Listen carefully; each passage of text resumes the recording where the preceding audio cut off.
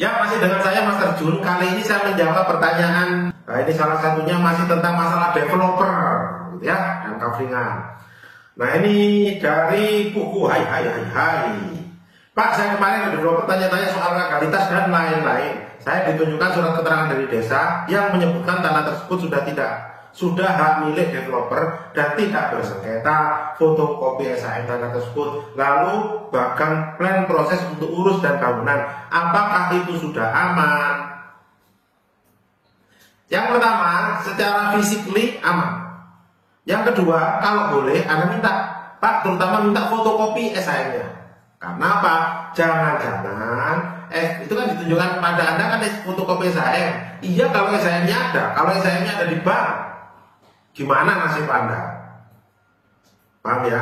Iya, kalau SHM-nya ada di developer, tapi kalau ada di bank, bagaimana nasib Anda? Karena saat ini saya banyak menangani ada beberapa perkara saya, SHM-nya ada di bank, sertifikatnya sudah pecah, ada sebagian yang KPR. Ternyata developernya gagal bayar, perumahannya mau dilelang. Nah, itu masalahnya di situ. Apakah itu sudah aman, Pak? Bisa ya, bisa enggak. Jadi alasannya ya, kalau sertifikatnya on hand, tapi kalau itu ada di bank, berarti developer punya utang di bank. Itu masalahnya. Iya, kalau developernya lancar, kalau developernya batu-batu bahkan gagal bayar, bagaimana nasib Anda? Kemudian selanjutnya lihat track recordnya. Misal juga sekalian, aman enggak? Bisa ya, bisa enggak? Enggaknya gimana, Pak?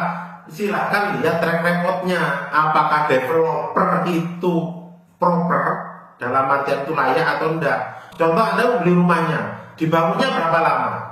Karena saya juga lagi nangani beberapa perkara perumahan, sudah beli cash, belum dibangun-bangun, banyak. Gitu ya. Jadi hal-hal seperti itu. Nah, kemudian selanjutnya, kalau Anda tadi sudah cek, pertama SHM-nya ada di bank atau enggak, tanyakan. Kalau perlu Anda rekam pertanyaannya. Ya, SHM-nya ada. Boleh minta kopi SHM-nya apa enggak? Ada SHM-nya. Di bank apa enggak? Iya.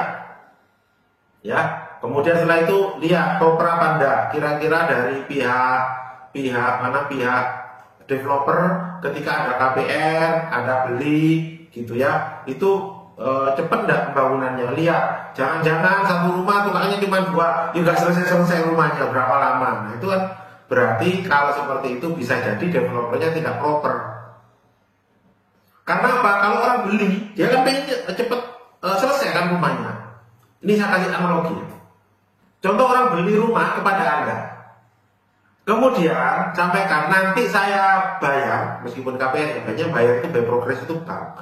Nah, kemudian pembayarannya by progress. Contoh, kalau sudah selesai fondasi saya bayar 30%. Kalau sudah selesai selesai bangunan rumah jadi itu ya, saya bayar sampai dengan 50%. Nanti naik atap itu sampai ke 70%, finishing 90%, sisanya misalkan kita untuk garansi misalkan.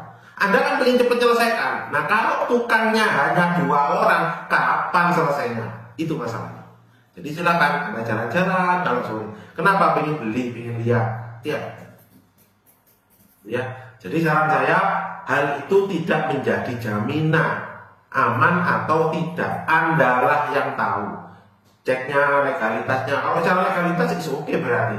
Tinggal lihat progresnya. Dari masyarakat ada keluhan atau tidak terkait itu. Jadi developer ini proper atau tidak. Gitu ya. Karena meskipun yang saya tangani ya itu perumahan 1, 2, 3 lancar, 4, 5 mabuk. Jadi tidak ada jaminan. Saran saya silakan Anda do diligence secara baik, coba dilihat. Ya, minimal secara legalitas sudah oke dibandingkan dengan banyak developer yang legalitasnya tidak jelas. Itu Pak Puguhai. Jadi semoga bisa menjawab pertanyaannya. Kalau ada kendala lagi silakan komen lagi, coba nanti saya usahakan untuk jawab. Terima kasih.